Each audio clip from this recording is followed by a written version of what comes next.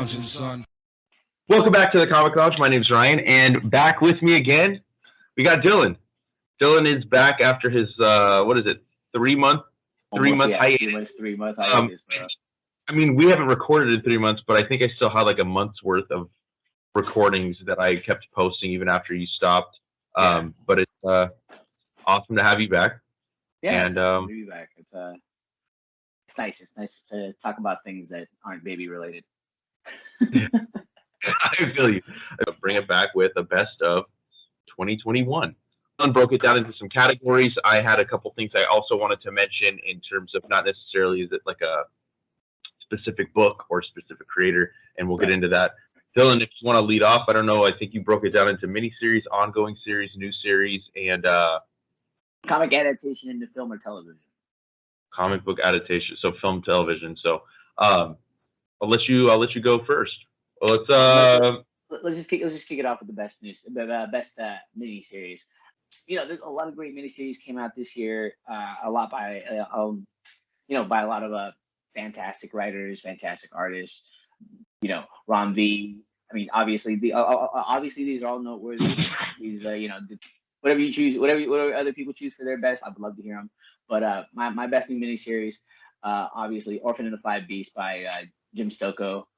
That has by far been the most fun, most enjoyable new miniseries for me to read. But obviously, notable stuff is Maybe That's with Laila Starr by Ron V, which is fantastic. Stray Dogs. Oh, wow. Stray Dogs is a really fantastic one. Like I waited. I waited for that one, but that was the concept behind a lot of the miniseries that came out this year have been easily some of the freshest ideas I've heard. I mean, Orphan and the Five Beasts, very Five Deadly Venoms meets steroids. Many Deaths of Laila Starr, like just the concept of like the occupation, the roles that gods play as actual like this whole cult corporation type setup. That's a fantastic idea to me. Stray Dogs, the simple fact that it's serial killing through the perspective of the surviving dogs. That's fantastic, and drawn by My Little Pony artists. I mean, I think that I would like. The reason Orphan and the Five Beasts didn't even I made this list. I looked a little bit online, but really what I did was first things that came to mind. I just wrote down a bunch of stuff. That's like the list I went over with you before we hit the record button. So Orphan and Five Beasts didn't come to mind because first of all there was a big gap in between issues. That was the first thing, and number two, it didn't end. So because it wasn't a complete story, I'm like, well, I could have put it on, right? Like it's easy to put if it's an ongoing series or a new series. If there's only been a couple issues, I'll add that to the list. But because to look at a best of in terms of that sense, it was hard for me. I didn't come to mind until you said it. Many Deaths of Laila Starr, just having, first of all, Ron V is amazing, right? And I love his writing, and I think it's Philippe Andrade is the artist on that. Just like death being fired and sent to Earth. You know what I mean? Because somebody has come up with the cure. Well, I guess not cure, but immortality. So death is not necessarily an option. And so throughout the series, death is debating whether or not to kill what is a baby at first, and then through she keeps dying, right? And that's what's all on the news. Like Laila Starr dies and comes back to life. And so I thought that was really good. It was something unique. It wasn't something that you necessarily, and then also Stray Dogs you mentioned. The reason I loved Stray Dogs so much, and I got to read that first issue well in advance of it coming out, because Tony Fleece, the writer of the book, had created some stuff for Comics Pro, created an actual first issue that he printed himself. So I was eagerly anticipating, and the fact that Silence of the Lambs meets Lady and the Tramp, that's how he was pitching it. I thought that was pretty cool. But more so, it was playing with the memory of a dog and how they don't really have that much of short-term memory or a long-term memory, but they do have short-term memory unless something kicks off their memory with a smell. So like that was what intrigued me the most. It wasn't just the serial killer through the eyes of the dog. It was playing with their memory. Yeah. You know what I mean? Like that was pretty cool to me. The fact that they are literally trying to like plan their escape and trying to figure out like they slowly start to figure out that their new master murdered their old masters. That like that's definitely a perspective that I never would have seen coming. And especially I mean, and it was a huge hit. Yeah. Huge hit, dude. I mean, it was like speculators had a hold of it too, but I mean, it was a really solid story, you know. And I mean, like Trish Forstner, the artist of the book, like she studied at the Don Bluth Animation Academy. You know what I mean? Like that's pretty dope. I love the Don Bluth animated film. So like that's why for me the miniseries like Stray Dogs, Many Deaths of Laila Starr. I think I had and then Beta Ray Bill by Daniel Warren Johnson. I thought that was like a revelation. Dude. Like that's something that we so rarely get from the big two when they take these like really like unique cartoonists. And when I say cartoonist, I mean somebody that does everything, right? Yeah. Not specifically a writer, not specifically an artist, not a color. Like he did everything, dude. And except the coloring, but his lettering too was really dope in there when he's doing the sound effects. He made me give a shit about Beta Ray Bill, who was a character that I kind of liked before, but this one just like blew me away. I mean, he is one of the best working artists in the cartoonist. Yeah, no, honestly, I love Daniel Warren Johnson's art. He when let loose the reins, I feel like Daniel Warren Johnson, like he is an artist's artist. You know what I mean? Like his stuff is very, I don't know. It reminds me of if you have that dope artist friend in high school who just like had like a crazy sketchbook that every time you opened it up, every single page was just bombastic. But it's all like, oh man, like he is definitely an artist. Like the best that's the best way I could describe it. He there's so much energy and so much kineticism in in each one of his panels and each one of his pages that it's just it literally pops from the page. And like you said, coming from the big two, like that's something that they rarely stress on. You know, there's Marvel itself is a very structured company. Like, you know, you have to do this, you have to do this, you have to do this. You know, the Marvel way. You have to do everything the Marvel way. But I feel like with Daniel Warren Johnson and Beta Ray Bill and that miniseries, like they kind of let loose the rein and kind of let him do his own thing. And the result of it, Beta Ray Bill was just. I don't believe I can't believe I totally forgot about Beta Ray Bill. But man, that is a fantastic series. Fantastic series. Yeah, I loved it. There's something else that's kind of a mini series, but I'll lead in with this. So best new series, right? Like it's kind of borderline a mini, but not.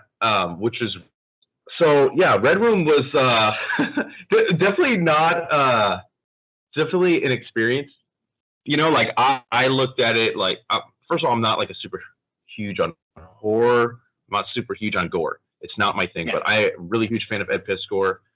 That the reason I said it's kind of borderline miniseries, borderline new series is because it's going to be 3-4 issue arcs. The first one was the Antisocial Network, right? And then it's coming back with Trigger Warnings, which is going to be an issue 1.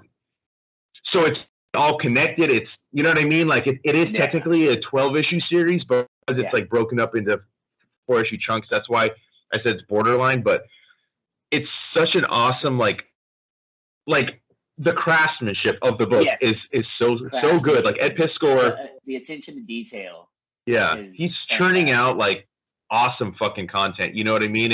And on top of the Cartoonist Kayfabe channel that they have on YouTube, him and Jim Rugg, like that kind of is what turned me on to his work. And then obviously Hip Hop Family Tree, X-Men Grand Design, WYSIWYG, one of his earlier projects. So I knew I was going to pick up Red Room, but I didn't think I would like it as much as I did considering the content.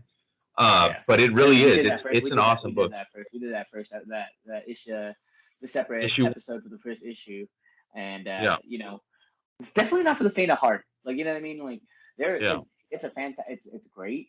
It's a great book, but like it's not something you could recommend to everybody. I had to gauge it, like especially if it was not a regular.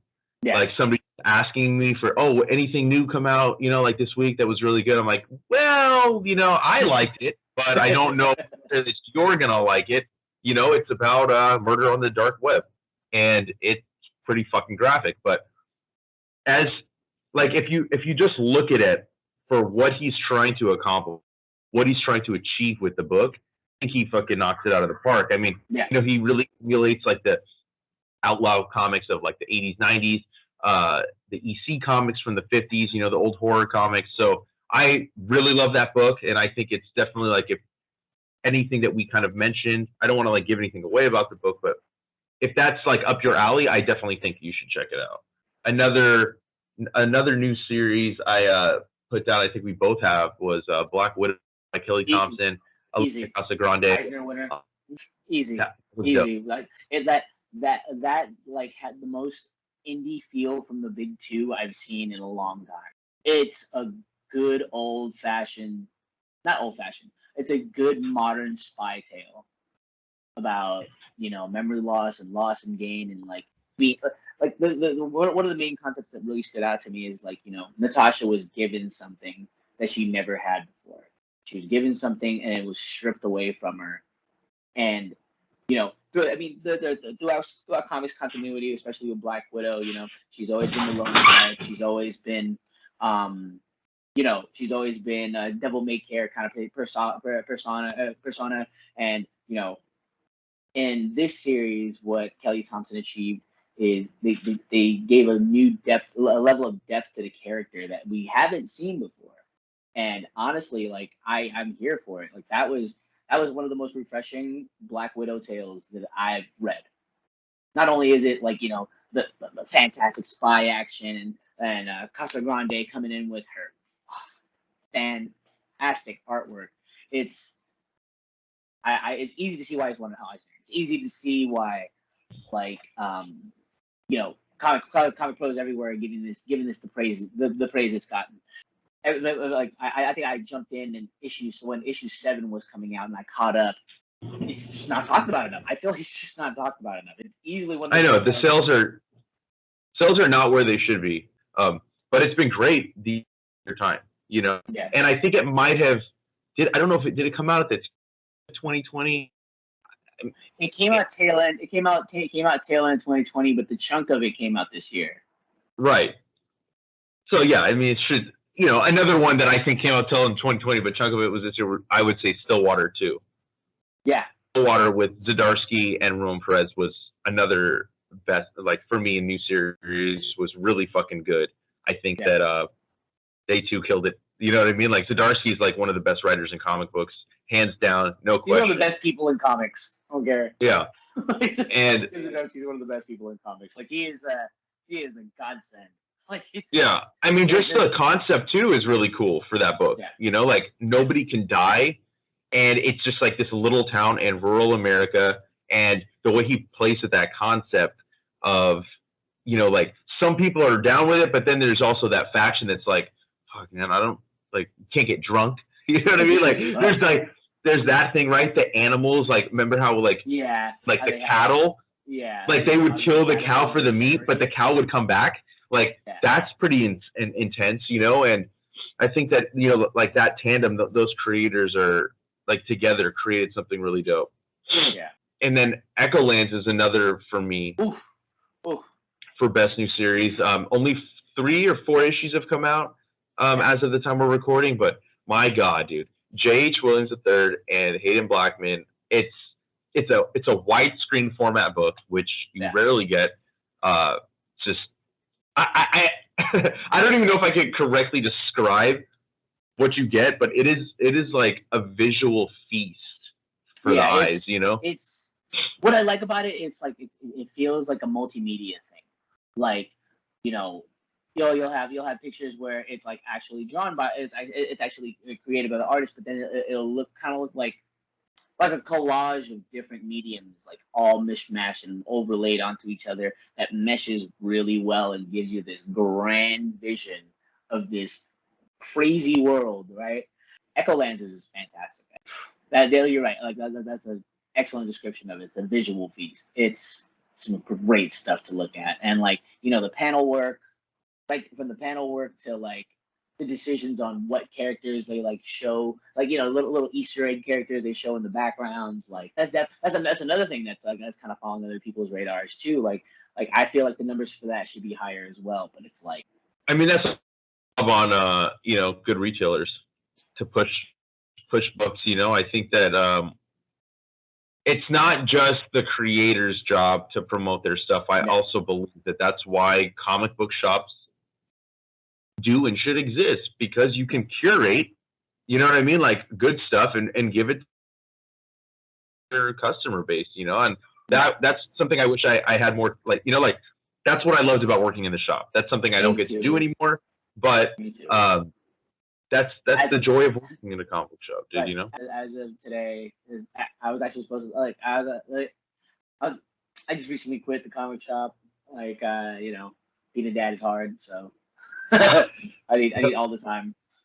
I need all the time I can get. So, but I mean, but I can honestly say that for 3 years I lived the dream. I lived the dream of working in a comic shop and, like, you know, sharing my love for nerds. Yeah, dude. I mean, I think that you know, that's the joy of this channel too. That's also like why I started the channel or started the website, right? It was so that I could turn people on to good stuff. And that's, you know, even with this little video we're doing, maybe we're gonna turn somebody on to some of the stuff that we really dug this year. And I hope you guys, you know, check out some of the stuff we talked about and that we are going to continue to talk about. You want to do ongoing now? Yeah, easily. I mean, honestly, it's funny that like the choices for my best 2 ongoings are guys who fight with sticks. You know, it's Daredevil and Nightwing. You know, like I said, we circle back to Chip Zdarsky. I mean, aside from the King in Black tie-ins, every single thing that I've read, I'm not caught up yet. I haven't read Devil's Reign. I think I'm like an issue or 2 behind before Devil's Reign starts. Mm-hmm. But Daredevil has been phenomenal. Like Daredevil, I posted a tweet about it. Like, you know, Daredevil is someone who I mean, we talk about him constantly on the channel, but Daredevil is easily one of the characters that I recommend to everybody. Like, I can easily recommend to everybody because of what, like 58 of his 58 years. He has 58 years worth of you know, he's been around for 58 years, and I'd say 50 of those years have all been good stories. Like, you know what I mean? Like, there's been like little gaps here and there where it's Shadowland, you know. The execution on it was bad. Good. Yeah, but the concept of it, I love the concept of it, and that's what got me interested. That's what kind of roped me in at first, and then, like, you know, execution. But like I said, 50 years worth of good comics, 50 years worth of like iconic writers and iconic artists, and, you know, iconic stories from Daredevil. And, you know, what Chip Zdarsky has achieved in his on his run is it's not that he touches on anything new per se with the Daredevil, but he gives it definitely a fresh new breath of air. You know, with, you know, the whole Catholic guilt thing, and whether or not Daredevil should exist, and the role that the Daredevil, the icon of Daredevil plays in Hell's Kitchen, you know, with Elektra. I mean, I thought that was one of the coolest things. Like, you know, I mean, speculator shit aside, like Elektra taking over the mantle for Matt Murdock was like, I don't know why I didn't see it coming. I don't know why I didn't see that happening before, right? But, you know, I wouldn't have guessed that. Huh? I wouldn't have thought that the character of Elektra would even want to do that. You know, like, we know she cares about Matt, but like, that's just not her thing. And like, she's got her ulterior motives. Obviously, there's some of that, but I think that I liked seeing her back in Daredevil. You know, like, I have always liked Elektra, like just her whole get down, minus the, you know, the Bennifer version of the movies. You know, I did not like that of Elektra, but in the comic books, like, she's such an awesome character with such a like muddied past, and she has so many connections to different characters in Marvel that it's cool. It was cool as Zdarsky brought her back and then put her in this new role. But I think that one of the things that really stood out to me throughout this run, because it ended with 36, the last issue of Daredevil that came out right before Devil's Reign, is the final issue of this particular run, even though it's turning into Daredevil, Woman Without Fear, which is going to take place during Devil's Reign, but it's Kingpin, and Kingpin's character of just like the roller coaster that we've had with him has been some of my favorite parts of the book, which has never been the case. Like, I've always thought, like, him well, but like watching him in this mayor role and then watching him want to like almost leave the crime behind, be accepted by the wealthy, and then he just fucking loses it because all they think of him as, like, you're nothing but a fucking thug, like, and then murders somebody, like, viciously in the house of these, like, wealthy people, right? And so, like, we're watching that, and now, like, he's married, typhoid married. Like, there's just so much shit going on that Zdarsky's really made me like Kingpin more, which I've always kind of liked the character. I've always thought he was a good villain, but I think that with this Devil's Reign and what's going on there, Zdarsky's killing it, dude. Like, I don't really necessarily always like these events. I'm like, can't you just keep it contained to the one book? But if you execute it well, I don't mind. When it gets so like out of line with like the tie-ins and stuff. And Zdarsky, has a good track record with me. So I always put my faith in him, and he usually, 9.5 times out of 10, he doesn't disappoint. Yeah, I won't give him the full 10. Yeah, I mean, we were talking about Zdarsky and Stillwater. Zdarsky had the one crossover issue. Like, Zdarsky is definitely making his footprint on the comics industry, and like, I think he pretty much I think at one time he had a title by all publishers, right? He had Image, he had Stillwater, he had he was doing the Urban Legends story. He was doing the Urban Legends for DC. He was also doing some of the artwork for. See, he was still doing the art for like Sex Criminals and stuff too, right? Not at the same time he's writing DC. Oh, okay. Sex Criminals had ended before that. Oh, okay. And then Daredevil, obviously. And then Daredevil. Chip Zdarsky's doing fantastic things. And let's talk about other people who has his finger in multiple pots. Dude, let me say this first, because I love Nightwing. I have to. I love Nightwing. He is one of my favorite characters in all of comic books. Has been for a long time. I have almost a complete run of his original ongoing series that started, I think, in like 97. Maybe I'm off by a year. Maybe 98. Chuck Dixon run. I have it all in trade also. I double dipped because I love that character. Yeah. I did not like what they were doing with this Rick Grayson bullshit for fucking that lasted way too long. It was not interesting to me. I didn't give a fuck about it. And it was one of the few times where I'm like, I got to drop Nightwing. And I dropped it a little bit before that because they weren't giving him the respect I think Dick Grayson deserves. You know what I mean? To me, it's like, there's the Trinity of DC, but you can't talk about the Trinity without Dick Grayson. You know what I mean? He's like one of the most beloved characters within the DC universe itself. You know what I mean? He also has so many connections to so many characters. Teen Titans, Justice League, like Batman, Superman. Like, he has all these relationships, right? So, he announced Todd Taylor was going to write Nightwing. I'm like, oh my god, they're finally put an A-list creator on Nightwing. And then Bruno Redondo on art was just like a revelation to me, dude. Yeah.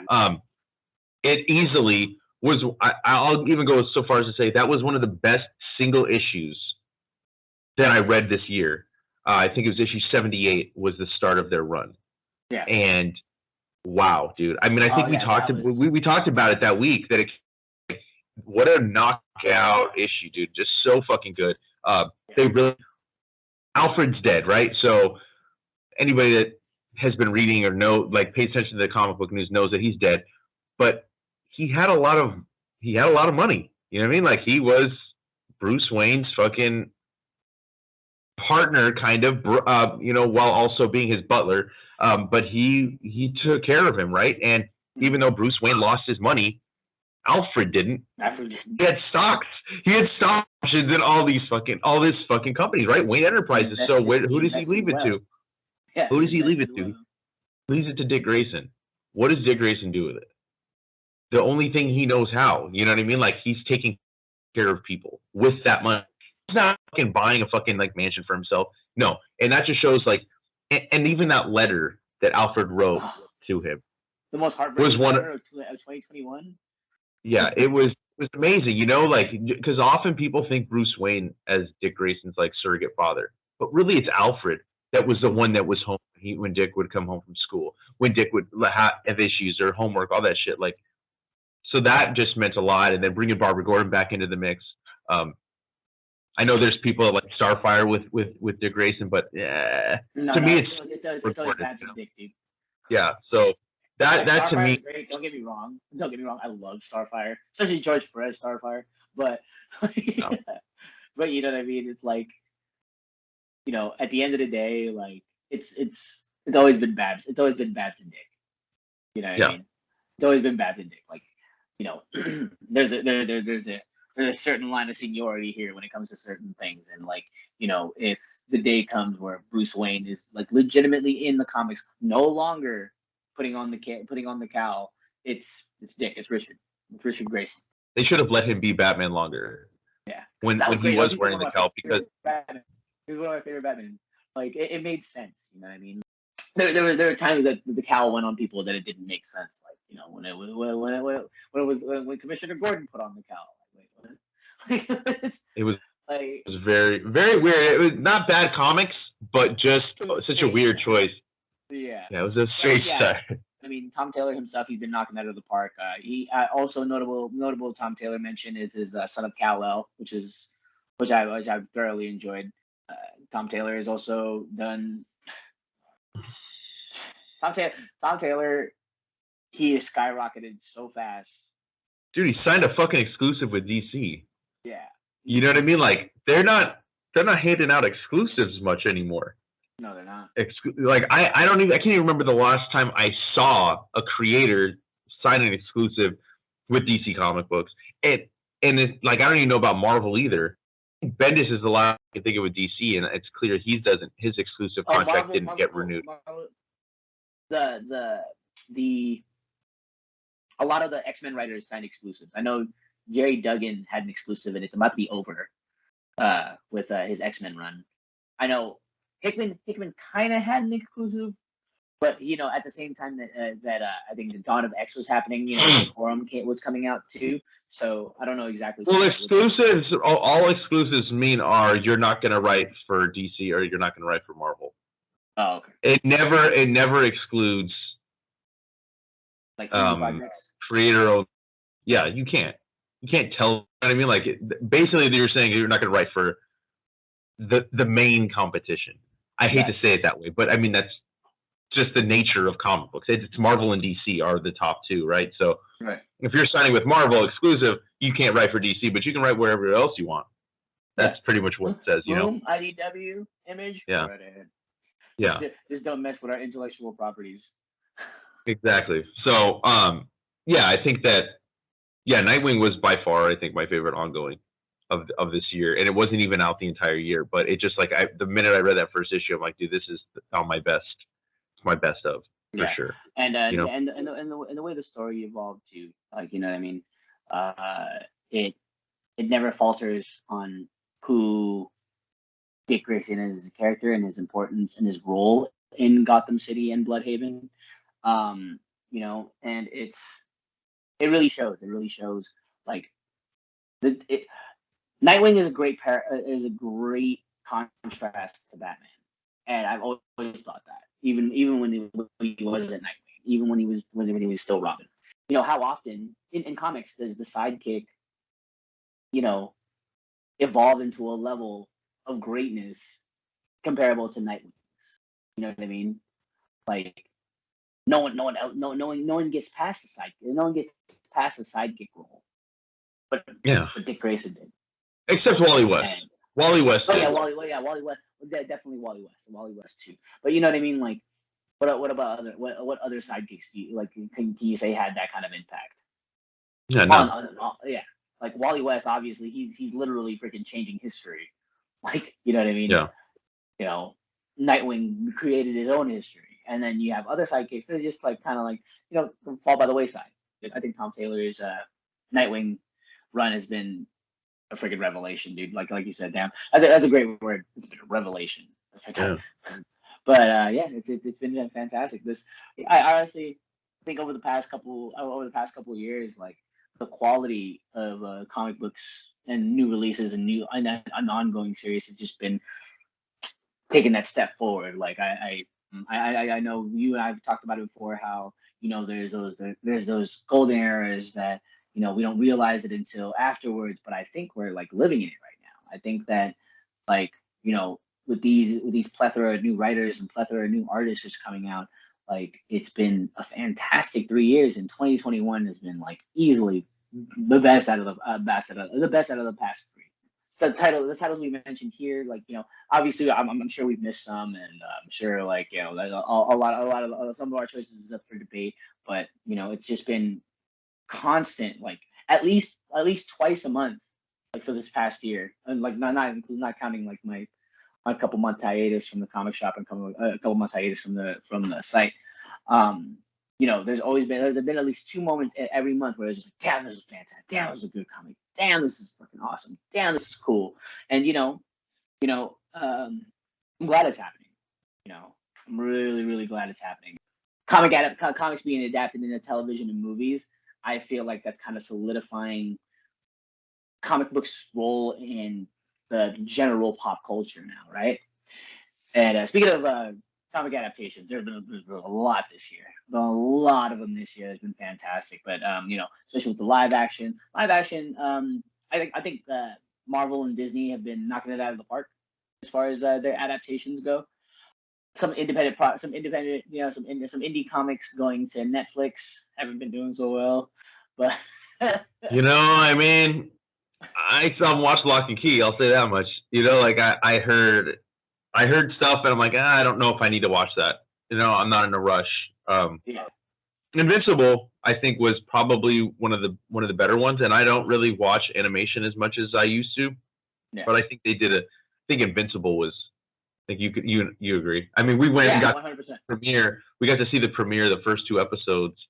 Yeah, that was pretty dope. It was like a drive. That was pretty awesome. Yeah, that was a fun experience. That was definitely a fun experience. Yeah. I was like, well, so it's gonna be like a drive-in? But it was definitely like a drive-in. But then, like, you know, I added a little. Yeah, the blood. The blood. It's like they just shot water, but then they shot red light at it as it came. So just like blood dropping on the car. That was fucking. Yeah, that was awesome. Yeah, that was really cool. No, but Invincible, I mean, you know, Robert Kirkman even said it himself. This is his chance to write a second draft, and I'm here for it. Like, you know, there obviously there's changes made that, you know, that I didn't think it was that I didn't even expect, and it was executed so well. I think across the board, even for people who don't read comics, even for people who didn't read the comics, people who've seen it, like, you know, this definitely sparked an interest in the character again. Like. Yes. You know, and it's fantastic. It's one of the few times where I got to witness, like, people buy after watching, like, the adaptation. I could not believe, like, I've been there at the shop for some of the movies that came out, and I didn't see a flood of readership going to pick up a Black Widow book, or going to pick up Eternals, or pick up the movies that have been out since I've been there, like Falcon Winter Soldier or WandaVision. Like, I saw a lot of people wanting to get, you know, something with Scarlet Witch and stuff like that. But Invincible, people were buying compendiums. Selling us out of the individual trades. Like, we had multiple people that were all getting, like, trade after trade after trade of the single volumes, and, like, we couldn't keep it in stock. Yeah, you know what I mean? It was like, it was crazy. We had a whole end cap dedicated to compendiums. So we had, like, it was like good 3 shelves. It was like 3 shelves, but like each shelf was filled with like 9 copies of Volume 1, 6 copies of Volume 2, and like 3 copies of Volume 3. And we couldn't hold on to it. It's crazy. Like, I've never seen large volumes like that sell so fast. Yeah, I mean, because you're dropping a lot of money on each one. Yeah. But I would tell people, I'm like, hey, I mean, like, if you like the show, you're gonna like the comic book, and it's cheaper. It is cheaper to buy it this way, right? So like maybe as a retailer, you kind of would rather than buy the single volumes, but I'm like, dude, this is the way to read it. It's kind of heavy. It's like reading a phone book in your hand. You know how I sold a bunch of I sold people on the compendium. I would take the book and I'd pinch like a freaking 12th of it and be like, you see this? This is all season 1 right here. And they're like, what? It's like, yeah. And there's 2 more books. It's like, all right, cool. I'll take the compendium. Like, it's Invincible was definitely Invincible's impact was definitely a sight to see. It was a lot of fun. The voice acting is phenomenal. Yeah. You know, I still, you know, it's crazy to me, like the how star-studded that cast was too. Like, you know, Stephen Wynn, you have Michelle O, you had J.K. Simmons, Jason Mantzoukas, Seth Rogen. Like, I could go on. Like, it was Robert Kirkman pulled out all the stops here. And as far as all the live action stuff, I think we can lump it together, right? The Marvel stuff. I mean, really, what other live? I didn't watch any other live action besides fucking Marvel. DC didn't do shit. No, DC. Yeah, I mean, whether live action came out this year. Well, Titans came out. Doom Patrol came had some seasons this year. I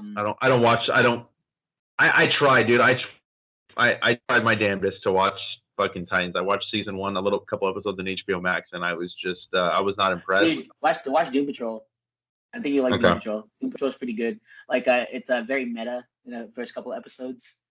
Okay. Because Mr. Nobody's the one narrating. It's kind of DC. Sweet Tooth came out. This year. Sweet Tooth was the live action is very whimsical in comparison to the dreary gloominess that is the actual comic. But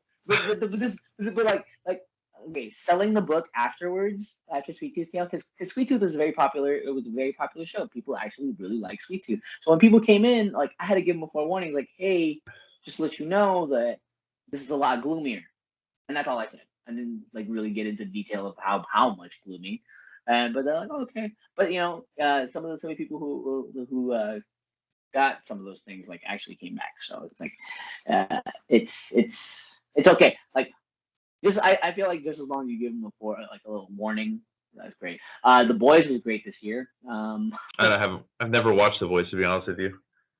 I like it better than the comic. Huh? To me, that's sad.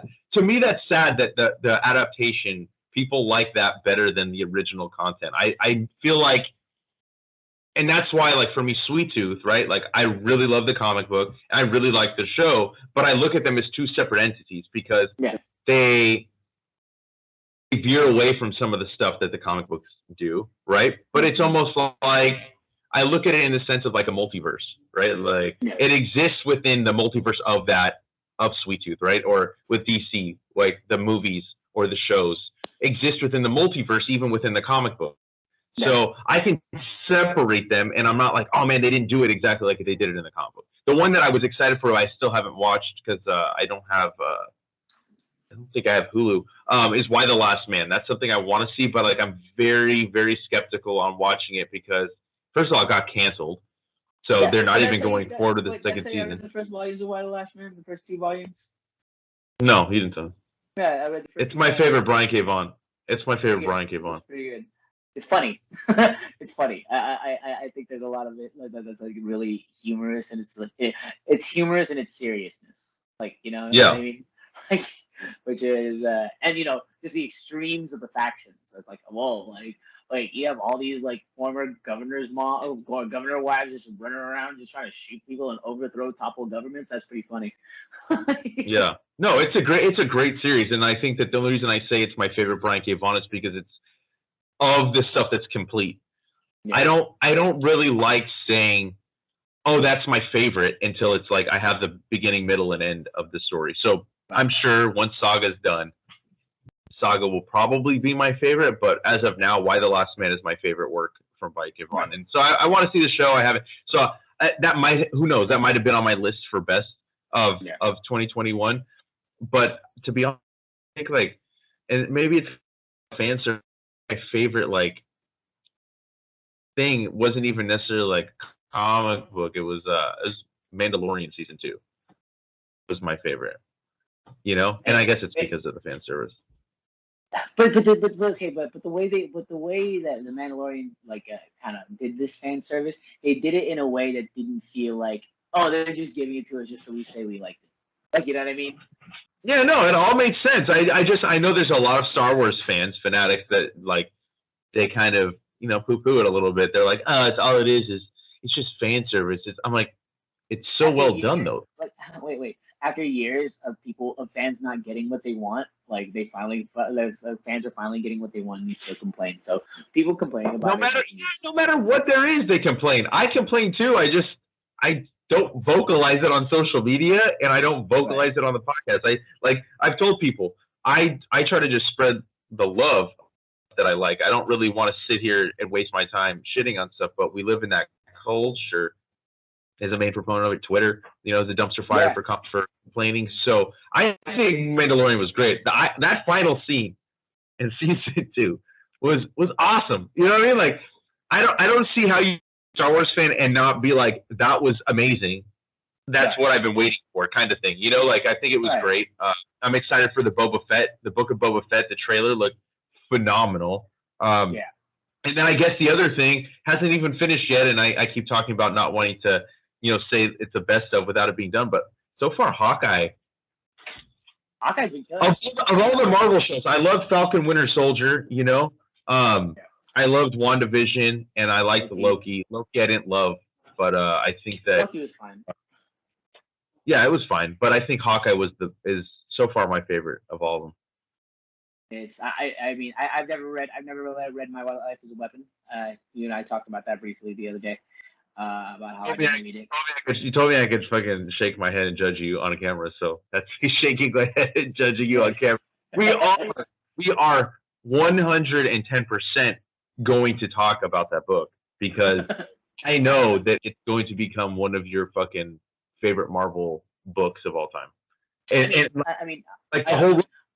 I've always I like Hawkeye. I like his roles in other people's comics, and I think this is gonna be the first Hawkeye book that I'm gonna like. Hawkeye solo book. It was my first Hawkeye solo book. It is one of the best modern runs in comic books. Yeah. My only complaint is that it wasn't longer. But then again, like having reread it last year during the lockdown, I don't really see how they could have really gone further than they did. But the relationship between Kate Bishop and Clint Barton. I love Kate. She's great. They changed it, like I said this I think before we recorded also, like they had to change it from the comic book to the TV adaptation because in the comic books Clint is not married and doesn't have kids. He's also now portrayed as being in his 40s, which I'm pretty sure he's in his 40s in this show. He's literally dead. He has to be. But they fucking captured that magic that the book had and that dynamic between Kate and Clint so well that's why I had to mention it as some of my favorite, because it's only 4 episodes. I think that there will have been 6 episodes I think by the end of the year, so I think I'm safe in saying that it might even be done. I don't know how many episodes that season is. I mean I know like Falcon Winter Soldier was only 6, so and that too was really good I think. But I think in terms of like presentation, in terms of creativity, in terms of uniqueness, WandaVision would probably would have to be like, it's the most unique by far thing that we've ever gotten from Marvel. I think a lot of people complained after the first 2 episodes, like, what are we watching? Like, this is weird. But when you watch it, when you look at it as a whole, what they accomplished in terms of like homaging television history and also creating like, I didn't really give a shit about Scarlet Witch before. She's one of my favorite MCU characters now because like you really get into her head, and we never got the spotlight before. And I think that was phenomenal. I also really like the What If stories. I stopped watching it. It's good. I liked it. Especially that the finale episode was just like, oh. Okay, yeah, I stopped. I think I stopped after the zombie one. I'm like, all right, I don't. You didn't like the zombie one when they showed Zombie Scarlet Witch, bro? Zombie Scarlet Witch was crazy. I did not like the zombie one. I didn't like it. It wasn't for me. And that's fine. Like, not everything. I'm not gonna like everything. I'm not gonna like every comic book adaptation. And I liked a couple of the what ifs. I liked the T'Challa one as Star-Lord. I thought that was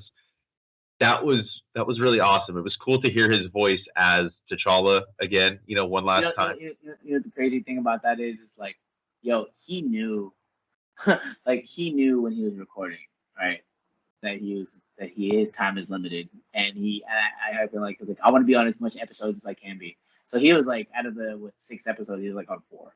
Like it's like, damn, like, yeah, you really fucking went there. No, but it's like, I feel like I said, like we're in this time period where where comics is definitely solidifying itself as part of popular culture, and I mean it always has been. Don't get me wrong, but like now more than ever, like you have people who don't really know much about the comics, but they know everything about the MCU.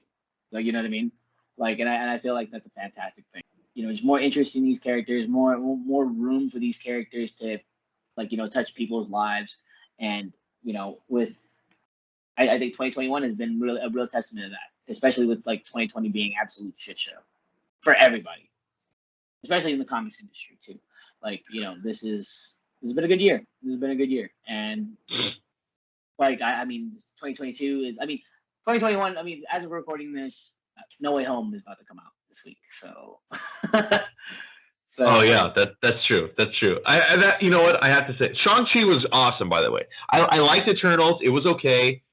I thought Shang-Chi. I thought Shang-Chi was great. You notice how we're saying it's Shang now, not Shang. I know. I guess I'm saying it the way I guess it's supposed to be said. Shang-Chi was phenomenal. I've seen it twice already. Both in the theater, actually.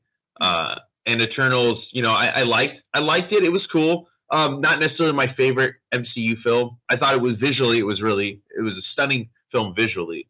And, but Spider-Man No Way Home, I think, is going to probably surpass.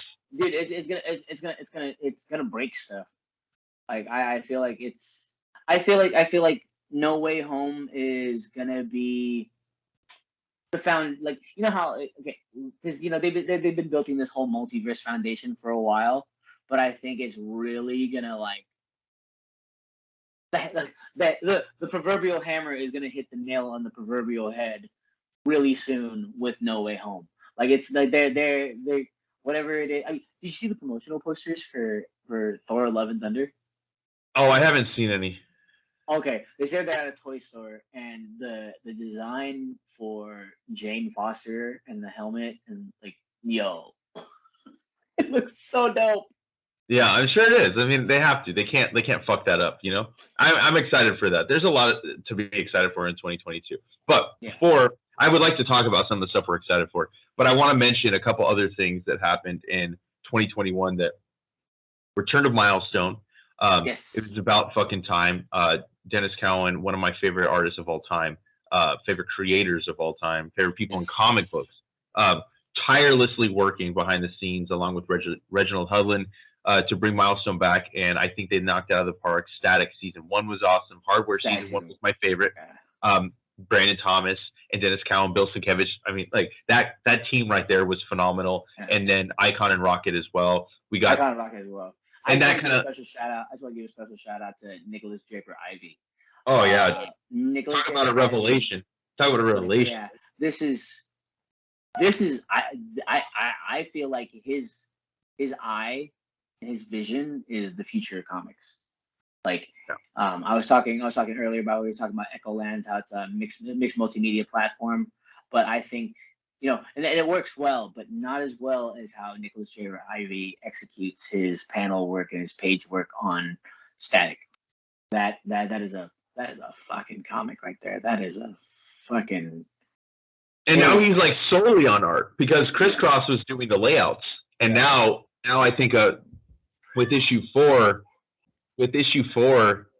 he's doing all the art, I think, for the rest of the series, and I think that he Yeah, he's amazing. He's such an amazing artist. I think that the entire Milestone line has been really solid, and Blood Syndicate coming whenever that comes, like I'm super hyped for that. I also want, yeah. So I just love what Milestone's doing. I love the whole Milestone initiative that they're doing to bring in creators of color and other diverse voices into the Milestone line. That's pretty cool. Spawn universe. Uncle Todd with Todd Father fucking coming in strong with the Scorched. That's going to end up. Let's talk about Gunslinger. Gunslinger Spawn is awesome. King Spawn, Javi Fernandez on art. My God, dude, I haven't seen the cape look that good in a long time. The way he draws. I love the Spawn universe right now. Like, it's so much fun. I know. I didn't think I would like it as much as I do. So it's awesome. It's like 90s comics without the cheese. You know what I mean? Like, it's just been so much fun. I don't know if nostalgia is playing like a heavy factor into my love for it, but like I am loving these characters. I am loving these creators. I am loving these new characters. She Spawn and Redeemer have been freaking fantastic. Like, yeah, if by some strange twist of fate within the next couple months or next year, friggin' Neil Gaiman and Todd McFarlane can settle their differences and we get a friggin' little glimpse of Angela back in the Spawn universe, I would shit a chicken. I think you'd have to shit a chicken before that happened. So I think you'd have to shit a chicken before that would actually happen. So. I know, right? Because I don't think there's not a shot in hell that's going to happen. I mean, as much as I would like to see it, I mean, I think she's so entwined now in Marvel that we're not going to get to see that happen. But yeah, the Spawn universe comics have been awesome. I mean, just such an awesome year, like you said, like all the Reckless books from Brubaker and Phillips, like them shifting over from doing single issues to like original graphic novels and hardcover, which I love hardcovers, dude. Like they've been killing it. Honestly, I have all three Reckless books hardcover, and like I love the format in which it's presented. I love the fact that we get a whole singular story. I love that it's very pulpy, so it's like every hardcover is an episode. Like you know what I mean? Yeah. Or a season. Like you know what I mean? And Reckless is a great character. That first book blew me away. Second book was great. Third book was. I loved the third book. Yeah, third book was great. But and then this is like I said, a great year. I mean, the X-Men stuff has been great. I like Jerry. I would have mentioned X-Men, but there's just so fucking much of it. The X-Men line should have been less books. Yes. If it was less books, I would have fucking put it in my best of. But because it was so oversaturated. Because we have an entire section of X-Men comic books, like that to me, it's just too much. They should have they started with. I could have done without X-Corp. Children of the Atom, I could have done without. Yeah, I mean, look, dude. Look, X-Men proper was great. The Hickman written X-Men book was great. Ben Percy was doing some good stuff with Wolverine and X-Force. The rest of the line, I didn't really. I can't wait for Ghost Rider. Ghost Rider. 10 Deaths. Yeah. So it's got like there's Ben Percy is like he's like the Ron Swanson of Marvel Comics right now. He writes very manly books. Like yeah. Well, you know what? Fuck it. Let's jump into 2022. Oh wait, hold on. Hold on. Before we jump into 2022, one more thing. I've mentioned the Cartoonist Kayfabe Ringside Seats group on here multiple times. I have been covering so many of the indie cartoonists in that group. I have to talk about the fact that they put out a book called Image Grand Design. If you know the Grand Design books, Marvel has done it with, X-Men and Fantastic Four. And awesome books, right? Like taking the entire history and kind of giving it a cohesiveness. Well, they did it. A lot of these cartoonists, Eli Schwab being one of the main guys, Rocco Jerome helped editing that book, Mark Darden being one of the editors on the flip side, Image Grand Disasters. Just the sheer talent in that book.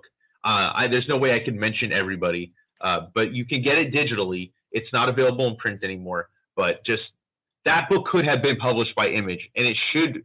I hope one day like Image will put it out. Who knows if that happens? But like they raised a lot of money, for the CBDLF, and I think that what they've done is or the Hero Initiative. I'm sorry, they raised a lot of money for Hero Initiative, and it's such a pleasure to be a part of such a positive group in comic books online where you don't see a lot of negativity.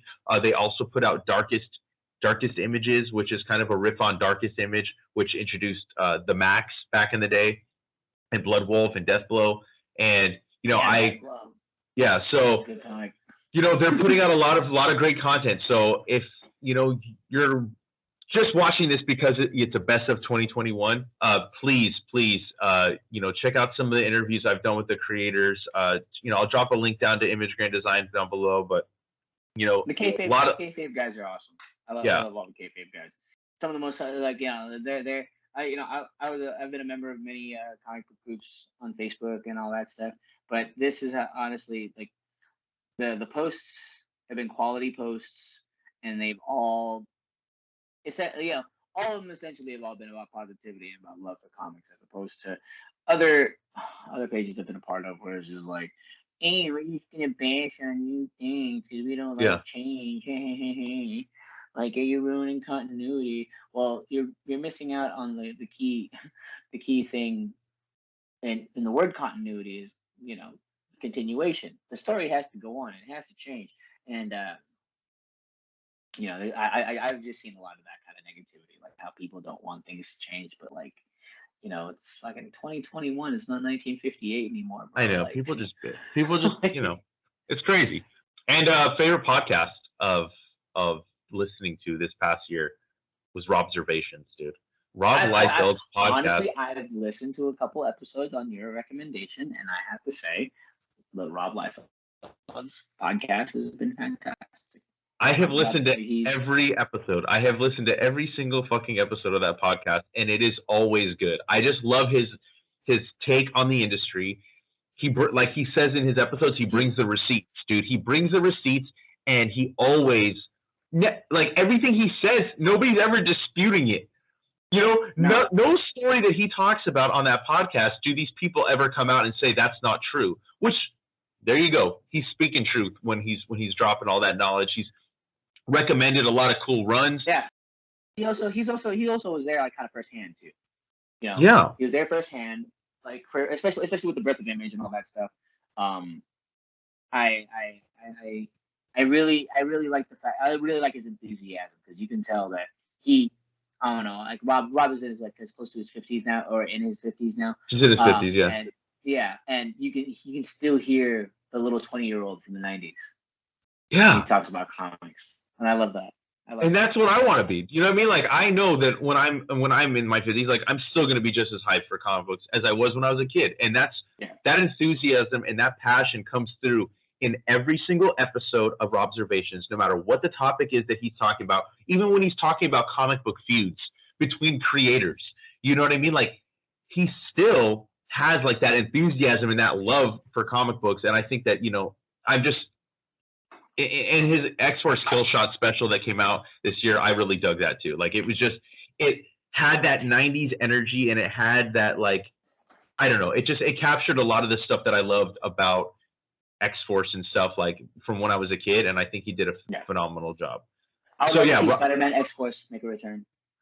That would be dope. That would be dope. But yeah, Robservations was my favorite podcast of 2021. Cartoonist Kayfabe channel, the YouTube channel, was another thing that I really loved. Ed Piscor and Jim Rugg all year long, quality content. But let's talk about 2022 and what we're excited for. I'm going to start off. More Spawn Universe. Yeah, more Spawn Universe. But I want to start with Hulk Grand Design by Jim Rugg, completing the fucking trifecta of the Pittsburgh cartoonists. We had Ed Piscor with X-Men Grand Design. We had Tom Scioli on Fantastic Four Grand Design. And now we have Jim Rugg, March 2022, Hulk Grand Design. And I've seen some of the art that he showed when he had made the announcement on the channel this past Thursday, as of when we were recording. Wow, dude. Wow. It looks phenomenal. He's such a chameleon, dude. His covers on Red Room, his variant covers, I have them all. And he emulates each artist that he's homaging, and he does it perfectly. So that's probably my number one thing I'm excited for in 2022 to come out. Yeah, I mean, it's just there's a lot of cool shit that's going to be coming out this year, but that's at the top of my list. Coming out. I feel like with the swing, with the world kind of getting back into the swing of things. I mean, Omicron excluded, but 2022 is poised to be a fantastic year. I'm here for it, man. I'm really excited to be back on the channel. Good. The 3 months I haven't been here. I mean, being a father is great, but like, I miss talking about. So yeah, I mean, I'm super happy to have you back. Yeah, no, it's great to be back. Like, I mean, don't leave me again. Don't fucking leave me, and don't leave the people that watch this channel again, dude. Because like I have been missing this content. Like I said, I like going through issues. Whatever, I like doing my overhead videos, right? Going through some single issues that I'm digging or whatever, or want to spotlight. And the interviews are fun, but chatting with you is like one of the things I love the most about it. And yeah, same. And like I said, like I as of recording this, I am like at least 2 months behind on a lot of titles. I mean, I did read the new issue of Orphan the Five Beasts, but that's like one issue. I read that and I really dug that. I don't know what issue it's on, but Batman the Imposter. Like, I really dug. I have not read that yet. I was just gonna wait till it was all done because like I was skeptical on it. I like Andrea Sorrentino, but I was just waiting till it was done. Looking forward to that Batman Jock. Oh yeah, that I am definitely looking forward to for sure. And you know what? I'm kind of interested in that She-Hulk book that's coming out by Rainbow Roll, and also the Ghost Rider book. The Ghost Rider book as well, like we said, by Ben Percy, dude. DC wise, the Swamp Thing Green Hell by Jeff Lemire, Doug Mahnke. I'm also excited for that. I think, I'm not thank you. I didn't know Lemire was doing a fucking Swamp Thing, and I'm here for it. You're welcome. Swamp Thing is like Green Daddy over here at the Comic Lounge. We love Swamp Thing. Yes, dude. And you know what? I forgot to mention one of the biggest things, and something that we'll be talking about for the rest of 2022, is Image's 30th anniversary. We are going to be coming out with some Image Comics content that's going to cover the entire breadth of the 30-year history. Well, I want to talk about like the stuff that launched it. I want to talk some Pitt. I want to talk some Max. I want to talk some Savage Dragon, some Youngblood, some Cyberforce, Wildcats, fucking Wetworks, Spawn, obviously. Let's go. Shadowhawk, all of it, dude. We're gonna be covering all of it, all the way up into the current stuff, and I can't wait. Okay, it's funny. Okay, it's funny that you mentioned Shadowhawk. I was thinking about Shadowhawk last night. And McFarlane Toys' early days. I'm talking about like Series 1, Series 2, Series 3 stuff, right? Shadowhawk had one of the dopest action figures ever, right? And I remember I had a Shadowhawk action figure, but it was a special edition gold Shadowhawk. So instead of the black, where the black is supposed to be, it was gold. And I had it, and I was a kid. I was like, oh, this is cool. Take it out of the box. I'm playing with it, and I look on eBay the other day to see how much it was. And that motherfucker is going for like $600. Yeah. I'm just sitting here like, bro, I could have. But you're a kid. You don't know. Whatever. Yeah, and they're meant to be played with anyway. So yeah, exactly. Like what good is it? It's like in the 40-year-old version. Like how hard it is for a 12-year-old to open a box, not to open up a toy action figure. Yeah. There's no way in hell. All my original Ninja Turtles, dude, they're all worth money, and there's no way I was gonna keep those sealed. And then me and my wife we started watching some Christmas movies, and I was watching Jingle All the Way.